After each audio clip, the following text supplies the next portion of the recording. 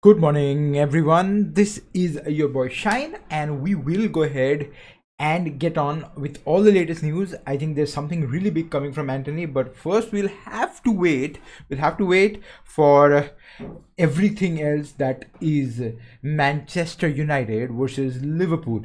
So when we come to this clash, this is the biggest game of the season. Like, there are two big games of the season. I think that is Manchester United versus Liverpool and Liverpool versus Manchester United. City is not even up there. That is what, at least what I feel. The intensity, the rivalry has been really long enough for us as United fans, and also as people who are Liverpool fans. It has been way longer than the rivalry of the city itself.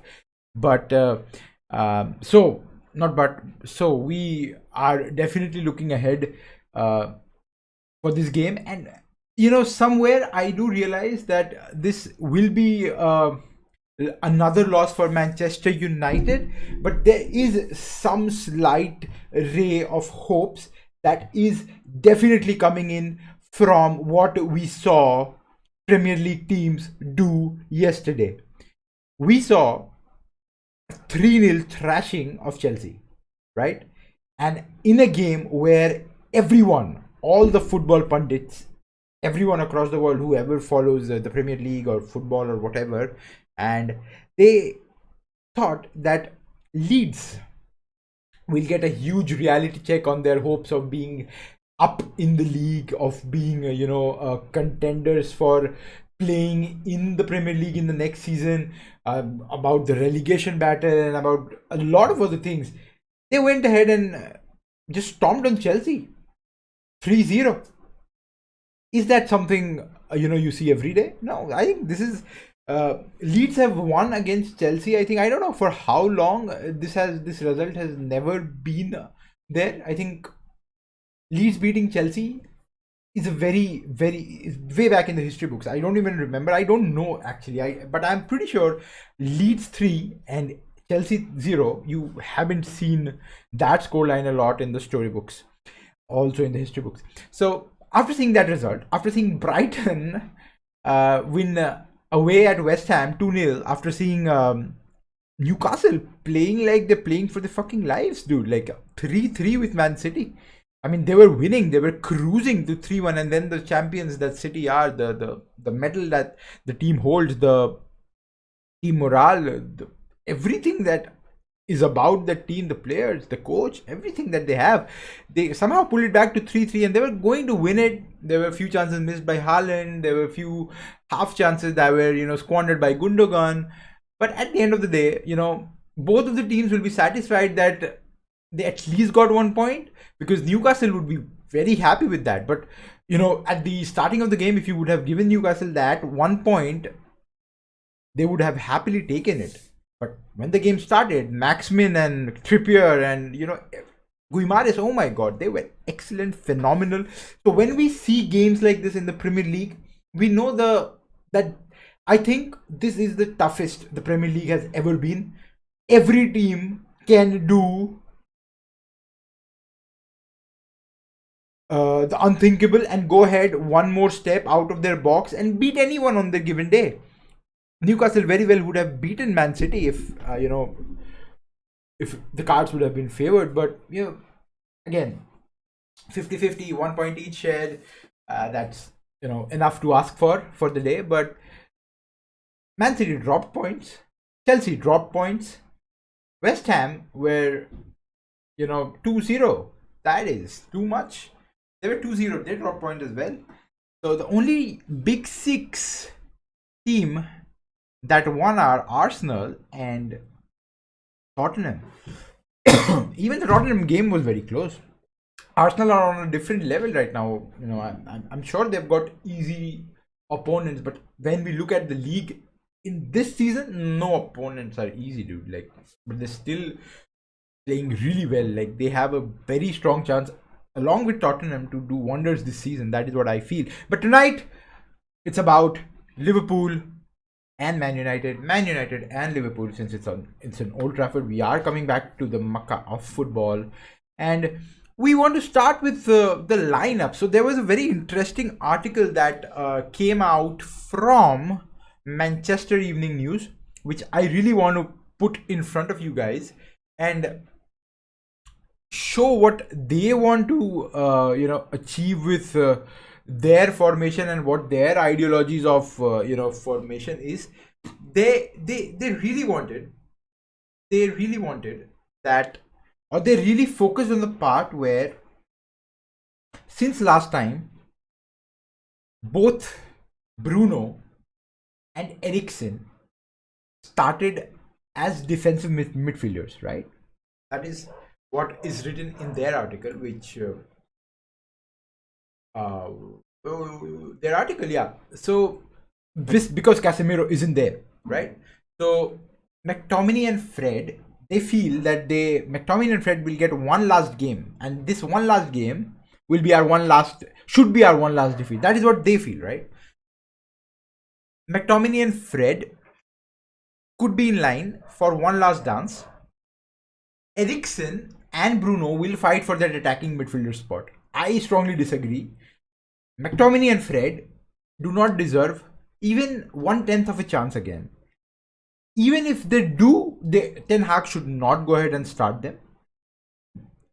I have no idea why the English media, why Manchester Evening News and everyone else are on the asses of United to fucking go with McTominay and Fred, even if it's for the last time. I don't get this thing. No, you can't just bring in under 23 players and let them play, dude. What the hell? Like, I can't stand the sight of them playing together. Can't stand them playing the sight of being on the football pitch. Let aside playing, as a duo. What the hell? Why would they play one last game? They have some very dramatic what do you call them? I don't know. Like, they have really dramatic takes on what should happen with the formation, which I will bring onto the screen. I want to bring it onto the screen. They feel that De Gea should be the keeper, right? Dalot, Maguire. Why Maguire, dude? Like, what? Why Maguire? Where is Martinez? Martinez is not even there. I don't know. I am out of words. I don't even want to go ahead with this. This must have been something about Maguire, right? Yeah, they are considering dropping Maguire. So if they are considering dropping Maguire, why would you have a front page photo with Maguire on the lineup and how they should line up? Why should that be the case? I don't know. But yeah, you should drop Maguire and completely bring in Martinez and Varane, of course. Why not? So what their take on the team is the same, right? So Rashford and Sancho on two wings, Ronaldo through the middle, McTominay and Fred for the CDM, Fernandes over Eriksen, which I have no clue why, because Bruno is completely garbage, at least for one and a half season. He's not been playing well at all. I have no clue why that is the case, because he showed a lot of promise in the season he came, and he's been doing fairly well for Portugal on and off, right? So, but anyway, so Fernandes, McTominay and Fred, I literally have ulcers in my mouth saying that names together, or saying either one of the names, Dalot on right back, Maguire, Varane, Malacia. Thank God they made that change. And De Gea, right? So my take on this is is not similar at all, but my take on this is, something that can be, feasible, because anyway we are going to drop points, right? We are not going to win this game. Like, I want us to win, but that's not going to happen, right? We have to be realistic as fans as well, because more the hopes, more the expectations, more we get shattered week in and week out. And that has been the case for United for a very long time. And as fans, we need to go ahead and propagate this, that we need to be realistic in what we expect, right? So, again, if I have to see where the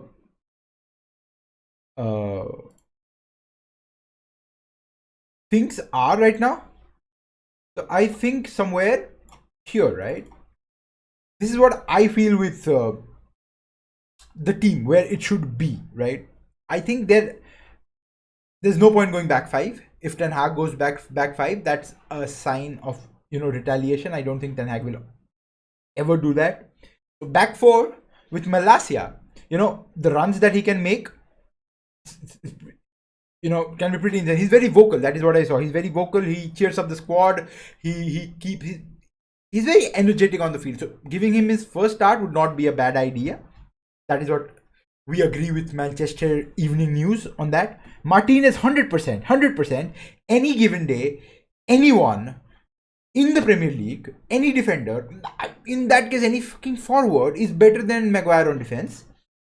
Okay, so Martinez should replace Maguire. Varane should 100% come in. He should come in, right? He should. I don't even know, why is there a debate with this?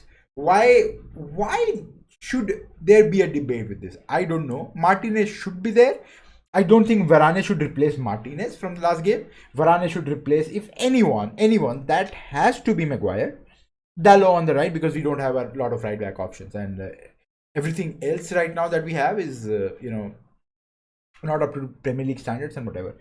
So we go with one DM. I know, why not give it a shot? I don't know if they want to play like this, but according to what we have been doing for the longest, we always had two CDMs, right? We always had two CDMs where Fred and last game Eriksen played, and Fernandes was in and around that position. We had Eriksen here, we had Fred here, and we had Bruno somewhere here, right? So what I feel is Bruno should be attacking if he needs to attack, if he doesn't need to be dropped.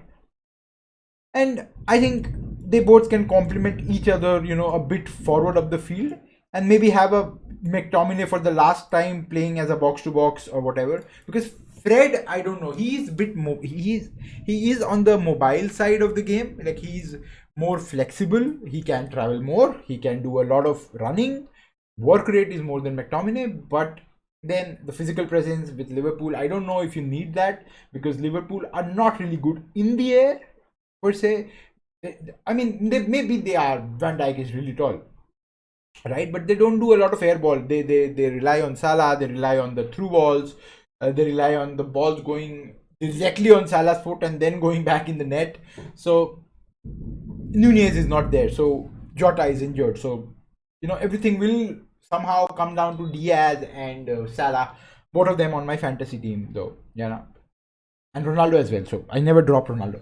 So anyway, so I think if this formation, the formation that I have is a 4-1-2, 2-2-1, whatever you call it.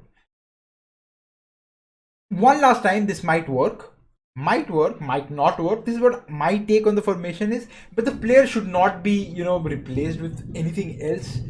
Sancho, Rashford, that is what we have. Because I don't really agree with Wayne Rooney's take. If you drop Rashford and Ronaldo, you have to bring in Elanga or what? McNeil?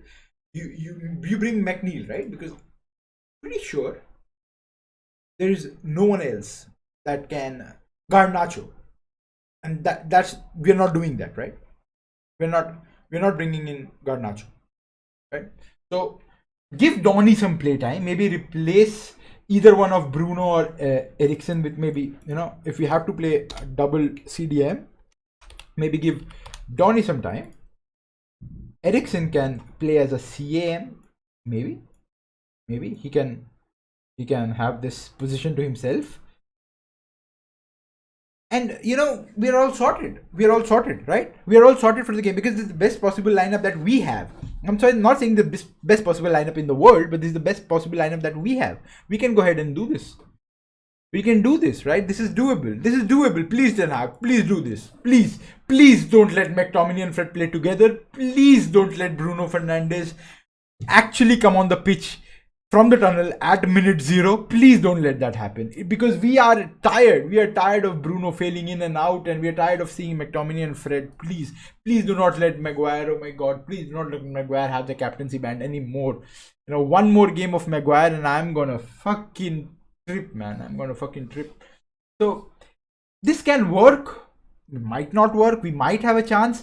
After seeing yesterday's games, I think United will have some kind of hope that if teams like Leeds, fucking Brighton, Newcastle can get and salvage points with top teams in the league, we can salvage something as well. Like, we are better than them on paper, right? What the fuck is wrong with the club, dude? I don't know. We want to go ahead and do that, right? And we should do that. Give them a fight. Lose 2-0, right? We'll lose 2-0, but we'll lose with some amount of redemption, that we created chances. At least we create chances. Rashford over here can deliver something to Ronaldo. Sancho can cut in, have one through ball in fucking 1 year. Can you just one fucking one through ball to Ronaldo?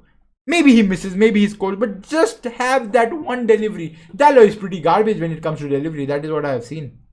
He cannot cross the ball. He cannot. If he gets this run, even though if he gets it, if he goes past one or maybe two players, the final ball is lacking. So we cannot expect anything from him.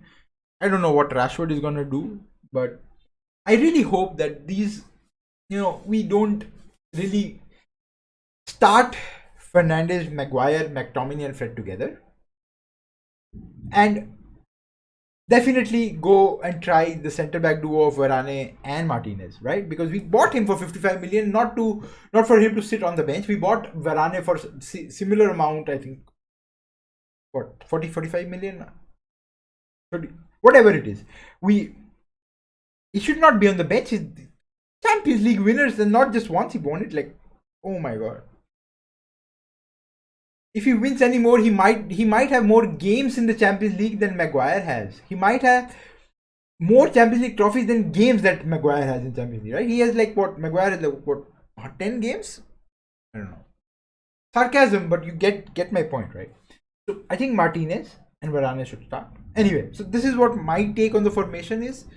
Of course, this is a pretty amateur take on it, but somehow, somewhere, I feel things can work for United. When Casemiro comes in, there will be a lot of shake-up here. When Antony comes in, there will be a lot of shake-up here. But we'll manage that. Ten Hag knows what to do with Antony, right? And I believe in him if he gets the right players. I mean, the implementation will be stronger. So, there is no doubt with the centre forward. You cannot drop Ronaldo. You cannot. If you listen to Wayne Rooney and you drop Ronaldo, fuck it, dude. Like, I'm done. I am done. I'm done. He might throw tantrums, he might raise his hand, fall down, but he'll give you fucking goals, right? That's what he's been doing for his entire fucking career. You cannot drop him. As a selfish man who wants to save his job as well, like, your job is not in danger, okay? Not, at least at the moment, no one is questioning you. We will never question you, because unless something changes in the management of, the hierarchy of Manchester United and the Glazers fucking go out, no one, at least me, even if you get sacked, we are not questioning your abilities. But if you still want to do well at your job and you have a Ronaldo or a Messi in your team, you start them, right? You just start them. Okay? And I think match fitness is not even a question right now, because he had a lot of training time with the team, and he did play one full game and half of the other game and whatever, right?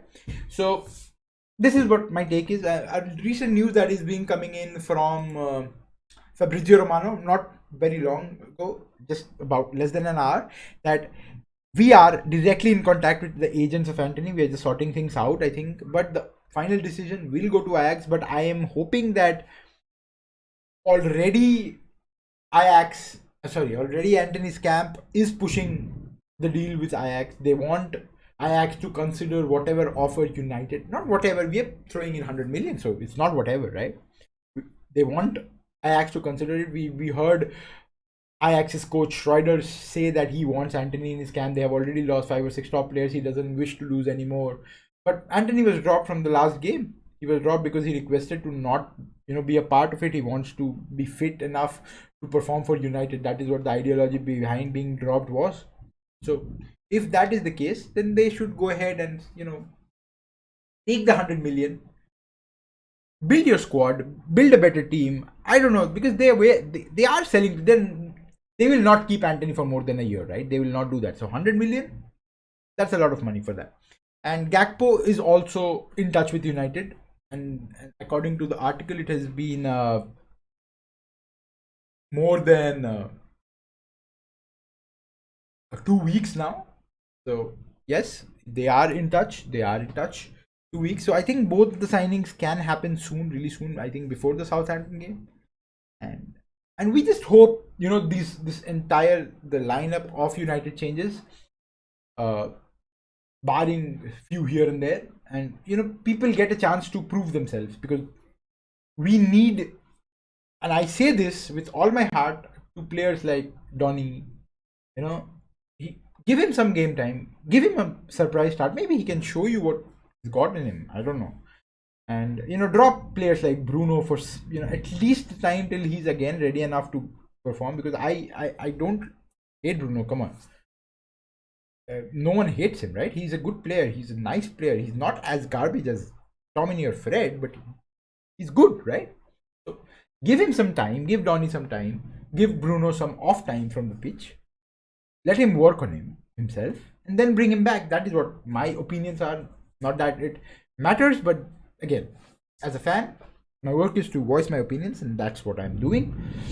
This is your boy Shine signing off, and I would see you in the next one. But we really hope that tonight we are gonna do something, get at least a point. Difficult. We hope that we pull it off, but till then, your boy Shine signing off.